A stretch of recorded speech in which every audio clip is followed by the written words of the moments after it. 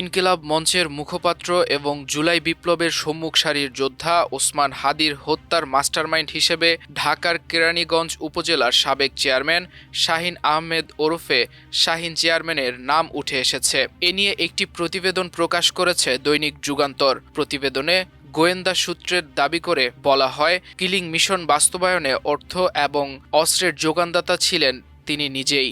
এছাড়া চাঞ্চল্যকর এ হত্যাকাণ্ডে শাহীন চেয়ারম্যানের সহযোগী হিসেবে আরও কয়েকজনের যোগসূত্রতা জানতে পেরেছে তদন্ত সংশ্লিষ্টরা, যাদের কয়েকজন নিষিদ্ধ ঘোষিত ছাত্রলীগের নেতা। এমন তথ্য নিশ্চিত করেছে গোয়েন্দা সংস্থার দায়িত্বশীল একটি সূত্র। সূত্র জানায়, শাহীন চেয়ারম্যান ছাড়াও হত্যাকাণ্ডের সঙ্গে জড়িত সন্দেহে গোপালগঞ্জ জেলা আওয়ামী লীগের সাবেক সভাপতি আব্দুল হামিদকে হন্যে হয়ে খুঁজছে পুলিশ। প্রাপ্ত তথ্য অনুযায়ী হাদীর উপর হামলার পর ঘাতকদের ঢাকা থেকে সীমান্ত পর্যন্ত পালিয়ে যেতে সহায়তা করেন এই হামিদ। জুলাই বিপ্লবে হাদীর ভূমিকা এবং গত বছর ৫ আগস্টের পর থেকে তার বিভিন্ন বক্তব্য ও সামগ্রিক কর্মকাণ্ডে ফ্যাসিস্ট লীগ চরম ক্ষুব্ধ ছিল। ফ্যাসিস্টরা হাদীকে তাদের জন্য বড় বিপদ হিসেবে চিহ্নিত করে। এরপর হিটলিস্টের প্রথম টার্গেট হিসেবে হাদীকে হত্যার ছক কষা হয়। জানা যায়, শাহীন আহমেদ দীর্ঘদিন ঢাকার দক্ষিণ কেরানীগঞ্জ থানা আওয়ামী লীগের সভাপতি ছিলেন, তবে তিনি মাফিয়া ডন হিসেবেই বেশি পরিচিত। হাসিনার আমলে তিনি ছিলেন সাবেক জ্বালানি প্রতিমন্ত্রী নজরুল হামিদ বিপুর ডানহাত। চিহ্নিত সন্ত্রাসী এবং অস্ত্রধারী হিসেবে তার নাম পুলিশের খাতায় অনেক আগে থেকে তালিকাভুক্ত ছিল। বহুবিধ সন্ত্রাসী কর্মকাণ্ডে যুক্ত থাকলেও তিনি ছিলেন ধরাছোঁয়ার বাইরে, বরং প্রশাসন তাকে সমীহ করে চলত।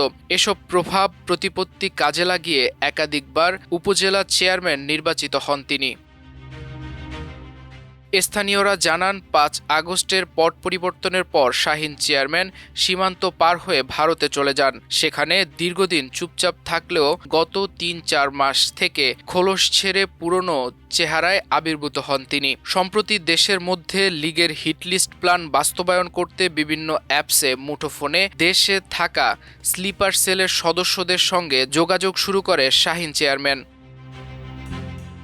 আইনশৃঙ্খলা বাহিনী এক কর্মকর্তা বলেন, কয়েকটি হোয়াটসঅ্যাপ কল এবং SMS সূত্রে হাদী হত্যায় শাহীন চেয়ারম্যানের সম্পৃক্ততা পাওয়া গেছে। ঘটনার আগে ও পরে কিলারদের সঙ্গে পলাতক ছাত্রলীগ নেতা হামিদের একাধিকবার যোগাযোগ করার প্রমাণও মিলেছে। এছাড়া ভারতে পলাতক থাকা আরও কয়েকটি গ্রুপ অ্যাপস ব্যবহার করে ঢাকায় থাকা স্লিপার সেলের সদস্যদের কাজ সমন্বয় করছে, যাদের অনেকে এখন আইনশৃঙ্খলা বাহিনীর নজরদারিতেই রয়েছেন।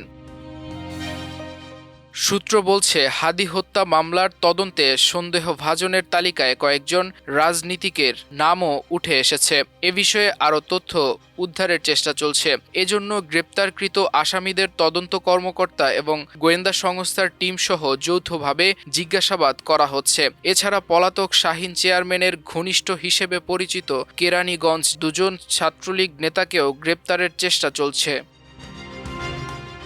মাল্টিমিডিয়া ডেস্ক, আমার দেশ।